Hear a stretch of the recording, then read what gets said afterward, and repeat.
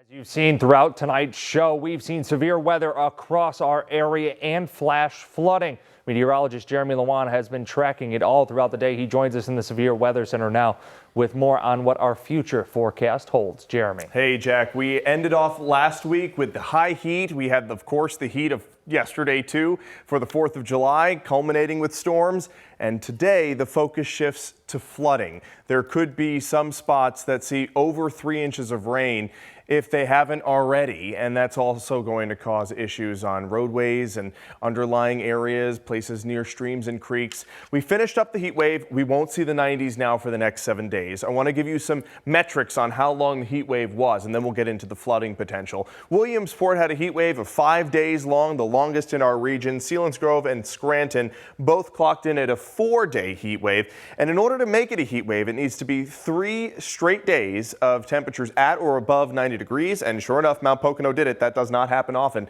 hasn't happened in more than a decade. And I want to focus on Scranton's heat wave.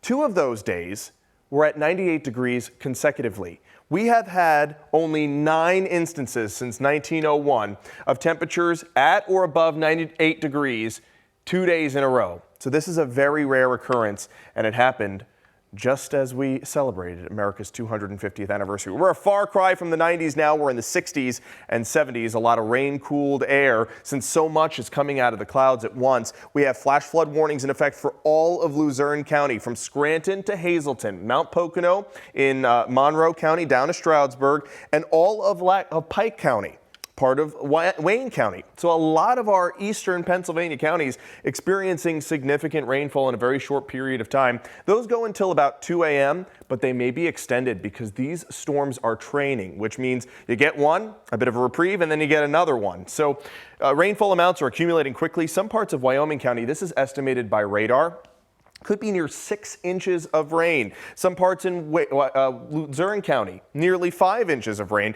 And anywhere you see these orange splotches, just along 80, north of 80, near Mount Pocono. Also here in Pike County, another orange splotch. Just in eastern Pike County. These are potentially 3-4 inches of rain. So gotta be on guard. If you're planning on driving tonight and you see roads that are flooded, turn around. You never know how deep the water truly is, especially at night. And you only need 1 foot of running water to move a vehicle. So this is substantial rainfall. There are streams and creeks overspilling their banks. This is a live view of Wilkes-Barre, which has been seeing the rain consistently. We're also seeing the rain pretty consistently in Scranton. But despite that, notice here on Courthouse Square, people were still out for the FIFA fan zone up until England's win just a few minutes ago against Mexico. So heavy rainfall across eastern Pennsylvania. There are lightning strikes too. You really should not be outside in this type of weather. First of all, because it's raining torrentially, but also because the lightning strikes are embedded within it. Right along Pike and Monroe counties, really heavy rainfall from the Paupack down to Broadheadsville in Carbon County too. Also heavy rain in Columbia County near Berwick and Benton. Now this is training. So you get one, you get another one, you get another one behind it, and that causes rainfall accumulations to pile up quickly. And yet another bout of rain expected for Williamsport. The biggest flooding potential looks to be further east and further south. So Carbon, Monroe, Pike counties, you should be on guard tonight. Could be some flooding potential. Maybe your basements, if you live near a stream or a creek, could have some issues. Low pressure system is stalling out, and that's going to crank out a lot of rain. Torrential rain expected, a level 2 out of 4 risk of excessive rainfall for most of the area, a level 3 out of 4 risk further south and east. That's Pike, Monroe, and Carbon counties. Rain continues in eastern Pennsylvania overnight tonight.